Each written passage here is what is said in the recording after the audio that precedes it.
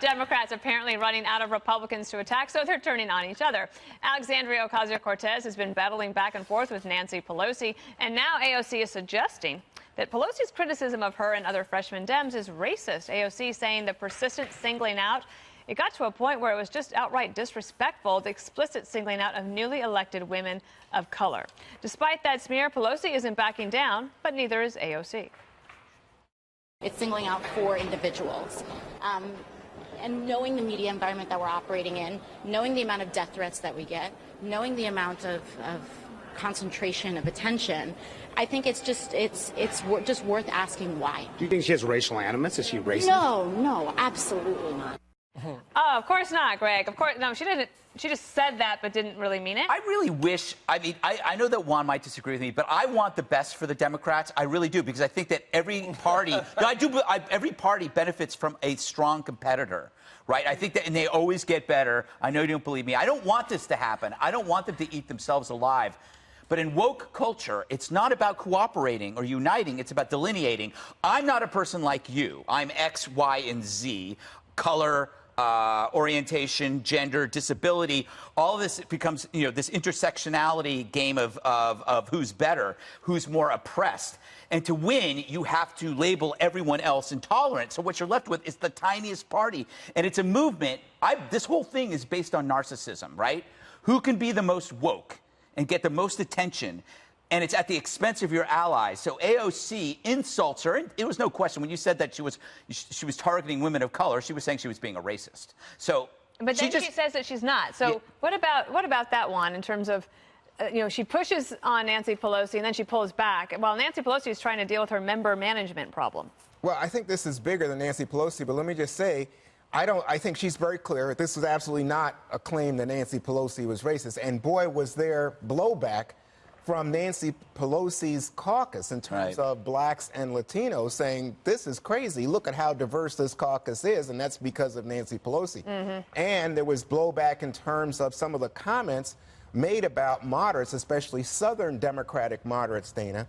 And some of those Southern Democratic moderates, guess what? They're black. Right. And they said, wait a minute, what are you talking about? Right? So I think she's getting blowback within the caucus. But I think that part of this is that people are reluctant. We are reluctant to talk about generational divides in our country. We like to talk about race. We can argue I just think that's the opposite. No, I think that we love talking about generations. No, we hate race. We don't talk about. That's why we make fun of millennials. By the way, they went after Mayor Pete too. They went after Mayor Pete. No, hang on. Let me finish this point. They don't. I think we as a country do not say, hey, you know what?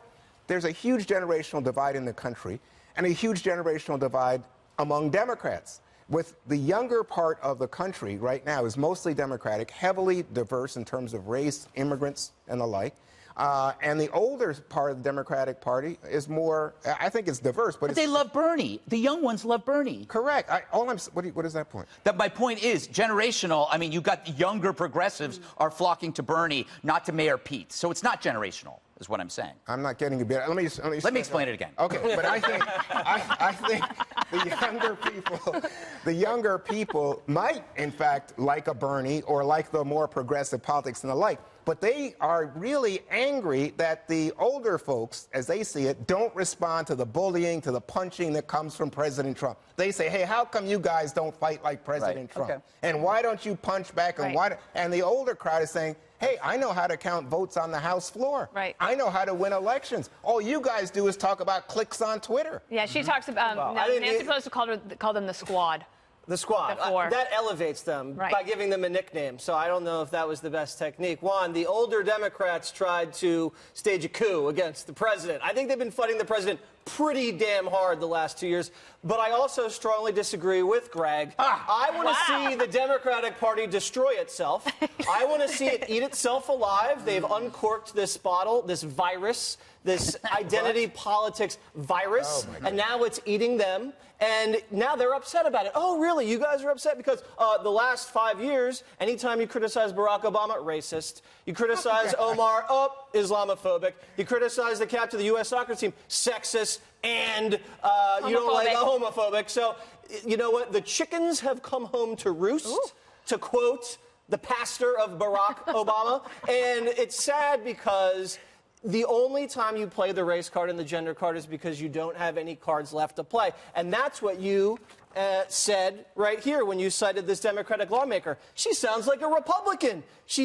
William Lacey Clay, male Democrat from Missouri. What a weak argument talking about AOC. Because you can't get your way and because you're getting pushback, you resort to using the race card. That's unbelievable to me. So that's what Republicans have been saying for so long, that it's a weak response when you can't persuade to make an argument. And I will say, lastly, they haven't been singled out. They singled themselves out. They were the only 4 people to vote, while 240 others voted the other way. And they've all been lightning rods since they got in. They're always getting all the attention. Nancy hasn't singled themselves. They've done it to themselves. Well, Can I make a point? Pelosi. I'm going to make a point. So the squad only has 4 votes right now. But they don't need that many more votes in order to cause Nancy Pelosi real headaches. It would take about 18 votes for them to not be able to pass things. So if people get increasingly frustrated with the establishment, that could happen. And that's why I think it's important for somehow there to be a balance of energy. And to me, this entire thing is like, you know, when you go out to dinner with another couple and then they get into an argument in front of you and they're bickering, and it's too icky. It makes everyone uncomfortable. And to me, it's like I enjoy that. I enjoy it. Oh, I hate it. Oh my God, I'm always like, do it at home.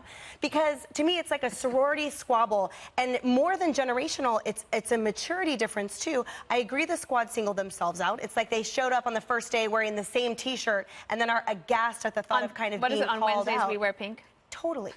But I think importantly moving forward that Pelosi has to prove to her centrist districts that AOC and the squad are not setting the agenda. And then also, however, she needs to harness that energy, like I said in the beginning, because otherwise she could lose the speakership if the Democrats do hold the House or maintain the House moving forward. So somehow they have to figure it out. But to me, it's better done behind closed doors, strategically, rather than playing out like a reality show.